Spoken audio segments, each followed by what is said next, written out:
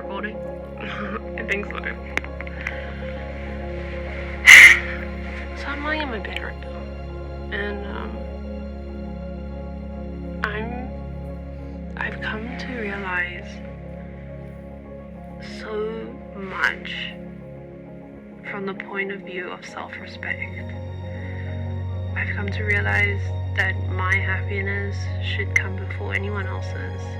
And sure, that sounds very selfish, but at the end of the day, who do you have? I've been looking a lot at, funny enough, Pinterest. And if you're close to me, you may know that, Pinterest is my lifeblood. But I've been looking a lot at Pinterest and how I see these girls and these really respected women talking about how they respect themselves way too much to beg for anyone's attention. I think so much of my life I've been begging for attention. Begging for friendship attention, begging for attention from the opposite sex, begging for attention from my grades, for my grades, and I've just been chasing that whole lifestyle of just, if I'm not begging for something, I have nothing, if that makes sense. And recently I've had an epiphany, and I don't know how long it will last, because truthfully, I want to say it will last for a long time, but I don't know, because mental health is hard, and it's not linear, and it'll never be linear, but I know that this epiphany I'm having is a good breakthrough. It's the one of myself coming to the realization of self-respect, coming to the realization of the fact that I am the prize and I'm worthy. I'm no longer going to degrade myself in order to have subpar results from people, from grades, from anything. I put myself first before anything else. And I think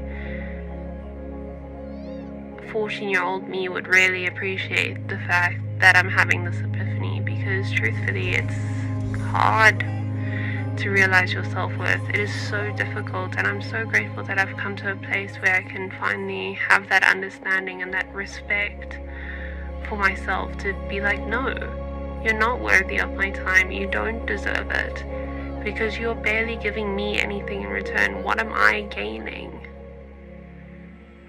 I think that's a big part of growing up and being in your 20s and figuring out who you are. It's a lot about saying no, but saying yes to the right people. And the hard part comes in where you have to distinguish between the wrong and the right people, because you have to know your self-worth in order to find these people.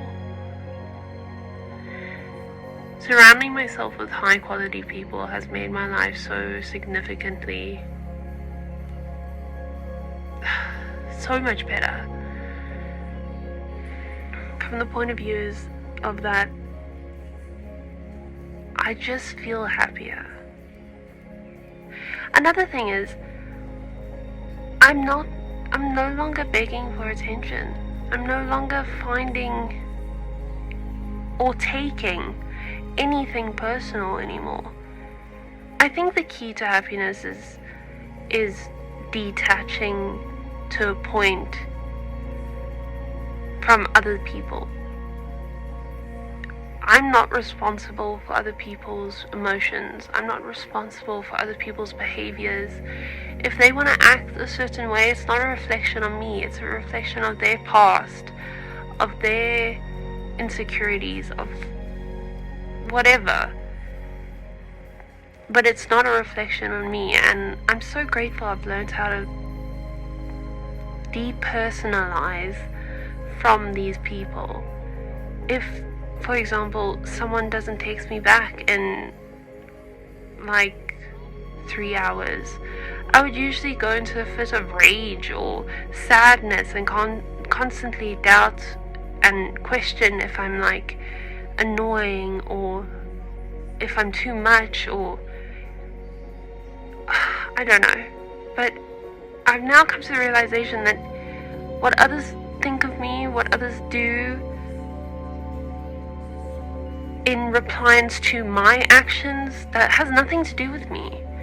They reply how they reply. They behave how they behave. It's not my issue. That's the main point that I wanted to get out there. Is that it's not my problem. And it will never be my problem. And that honestly, life is too short to be worrying about people's replies or people's actions towards you unless they are good.